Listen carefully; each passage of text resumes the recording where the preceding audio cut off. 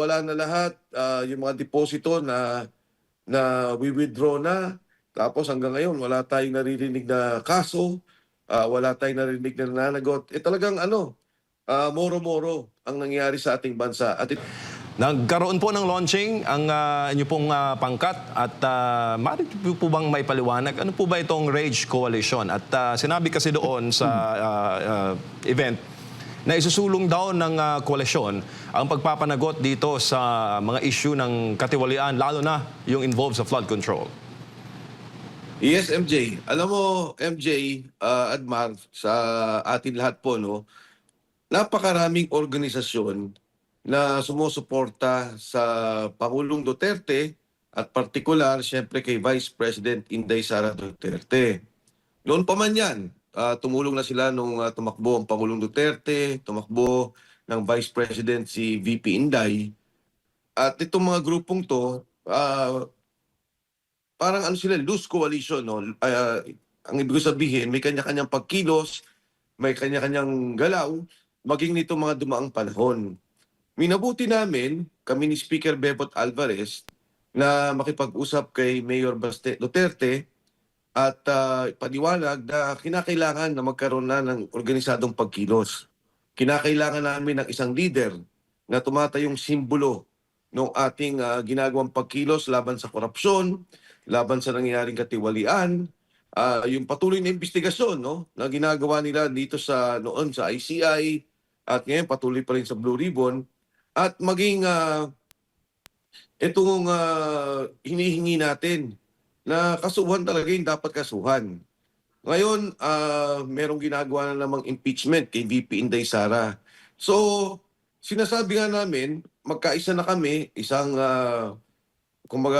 pagkilos, isang galaw, isang direksyon, at yung paghiwalay-hiwalay na pagkilos ng iba't ibang grupo, magkaroon talaga ng focus, magkaroon ng pagkakaisa. Mabuti naman at ang ating Mayor Baste Duterte, walang dalawang salita na tinanggap niya yung ganitong pagkakaisa, tinanggap niya yung liderato na hindi lamang siya mamumuno sa Davao na siya ngayon ang mayor, kundi sa lahat ng mga partido, mga organisasyon sa buong sambayan ng Pilipino. Kaya ito na i-launch yung Rage Coalition at siya ang tumatayo namin leader. At ang kinatawan naman o ang kanyang grupo ay ang PDP Laban na siya ngayon ang presidente. Ako, MJ Admar, ang Secretary General ng Reform PH Party. Ang aming chairman ay si Gringo Honasan. At si Speaker Bebot Alvarez naman ang pinuno o pamahala ng Partido Reforma. Kaya ang tatlong partidong yan, nagkaisa, nagpirmahan. At sa ilalim niyan ay kasapi namin o kasama namin ang iba't ibang grupo katulad ng Maisug, katulad ng PANA, yung Alliance for Accountability na pangungunan naman ni Secretary Esperon. Nandyan din ng Kampilan, kasama sila Eric, no? So ito yung mga grupo na ibinuo para dyan sa pagkakaisang yan. Opo, sir, ano po ang aasahan ng taong bayan sa bagong buong koalisyon? Kasi marami po kasing mga pangkat at mga grupo na hanggang launching lang. Wala namang follow-up na mga ganap. Kasi taong bayan naghahanap ngayon ng avenue at ng mga masasandalang personalidad at pangkat para po i-voice out ng kanilang hinaing dito po sa mga nangyayari sa kasalukuyang pamahalaan. Tama yan, MJ. Alam mo, ang aming grupo naman, tuloy-tuloy na kumikilos nga eh. Ang katulad na nabanggit ko, nangyayari nga, hiwa-hiwalay pa nga yung aming pagkilos kung minsan hindi kami nagkakaroon ng koordinasyon. Pero sa akin palagay, no, kung galaw lang naman o pagkilos, dire-diretso yung aming pagkilos. Katulad sa ngayon, kahapon galing ako dyan sa Luneta, yung grupo ng mga Batanggenyo na pinangungunahan ni Congressman Leon Liviste, na itong mga magsasaka natin, manggagawa mula Batangas, ang kahilingan ay ibaba ang implementasyon ng VAT. Yung kanilang hiling 12% o 10% na lang. Ang Maisog naman hanggang sa ngayon ay patuloy na kumikilos sa Korte Suprema. Kaya ito'y magkakaroon kami ng pagkakaisa, pag-uusap sa mga darating na pagkilos namin. Particular dito, MJ, yung di ba nandyan ngayon ang impeachment hearing. Dapat nga may pagkilos kami na gagawin pero aayusin pa namin para kami pumunta dito sa Kongreso.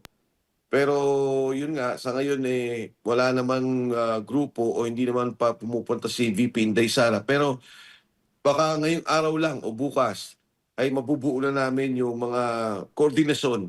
Hindi na naman to pagkilos, MJ. Meron na gumagawang pagkilos, yung koordinasyon na lang para kami makapagtulong-tulong at mabigyan ng suporta ang pagkilos ng bawat isa sa amin. Opo, mayroon kasi mga komento, Kong Mike, na naghahanda na raw ang kampo ng mga Duterte sa worst case scenario in case na mapa-impeach o magkaroon ng conviction sa Senate Impeachment Court. Kung aabot man tayo doon sa story na yon, para po sa 2028, ang plan B daw ay si Mayor Baste. Anong masasabi mo doon, sir? Tinawag nilang worst case scenario. Alam mo, uunahin ko muna, MJ, yung sinasabi nilang politika. Ang unang nagkakaroon ng politika ay ang administrasyon. Yung pagtanggal nila kay VP Inday Sara, imbis na tutukan nila yung problema sa krisis, tutukan nila yung problema sa gutom, tutukan nila yung problema sa pagtaas ng presyo ng krudo at pagtaas ng presyo ng bilihin, ang tinututukan nila yung impeachment ni Inday Sara. Kaya sila ang nauna dyan sa politika. Ngayon, binabanggit mo ngayon, MJ, kung magsakali daw na matanggal si VP Inday Sara ay nakahanda na andito si Mayor Baste Duterte. Totoo po yan. Andyan po kami at sinasabi na namin sa kanila, huwag kayong pakasiguro. Huwag niyong isipin na pagka natanggal nyo sa impeachment si VP Inday Sara ay tapos na ang mga Duterte. Tapos na ang inyong pananagutan. Tapos na yung takot nila na baka balikan sila doon sa mga ninakaw nilang pera ay mawala na. Hindi po.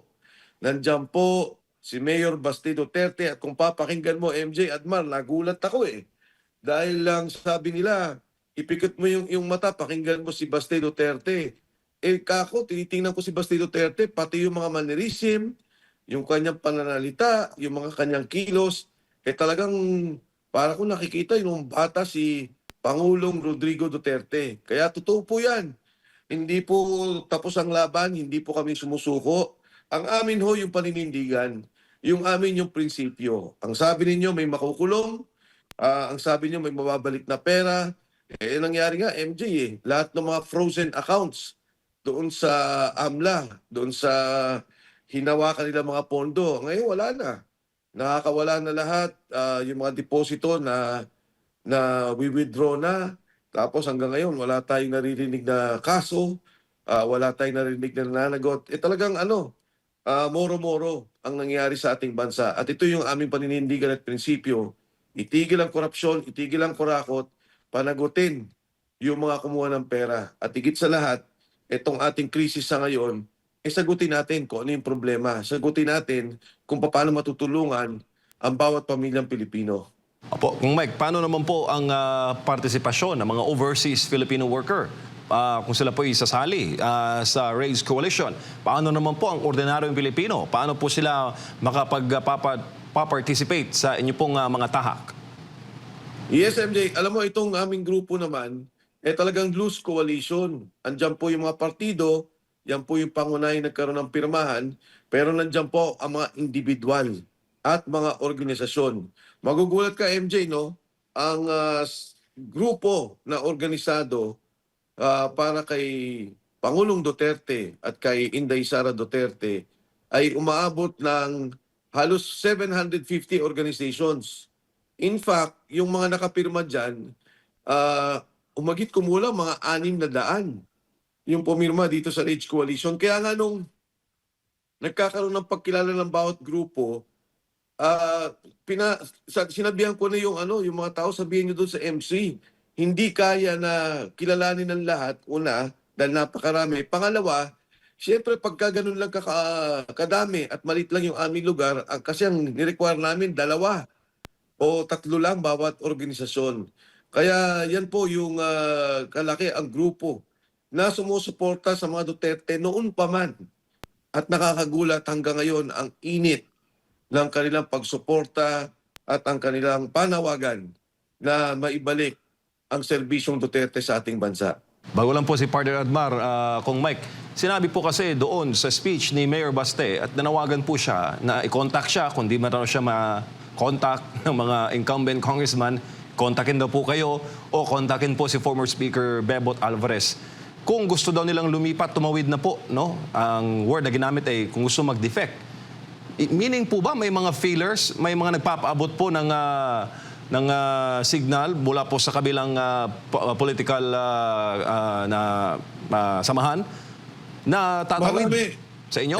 Marami, MJ. Marami nakipag-usap. Maraming gusto malaman kung paano siguro makapag-ayos. Dahil siguro ayaw na rin nila yung nakikita nila. Hindi nila rin nagugustuhan, no? Itong nangyayaring impeachment. Sa katunayan, marami ang ayaw na pag-usapan itong impeachment pero napipilitan din dahil siguro may pagtulak ang taas, ang administrasyon para dito nga sa sinasabing pagtatanggal kay VP Inday Sara. At syempre, umahanap din sila ng papayungan. Kung sila ba'y tanggap, kung sila ba'y pagbibigyan, kung ano ba yung magiging usapan o magiging tulungan dito sa administrasyon kay Vice President Inday Sara sa darating na panahon. Kaya sinabi na nga ni Mayor Basti Duterte, andyan si Mike, andyan si Speaker Bebot, kayo na mag-usap. Ako naman sabi niya, di ba malinaw yung sinabi niya eh. Ako naman sabi niya, naintindihan ko yung politika, naintindihan ko yung pagtutulak o yung pressure na ginagawa sa inyo, maging yung mainstream media, binanggit niya to. And kung sakasakaling makakapagsama tayo, walang problema sa akin. So maganda to, MJ, no? Nakikita mo naman na bukas si Mayor Baste Duterte na talaga namang pag-usapan at pwedeng magtulungan at naintindihan niya naman yung mga nakaraang politika.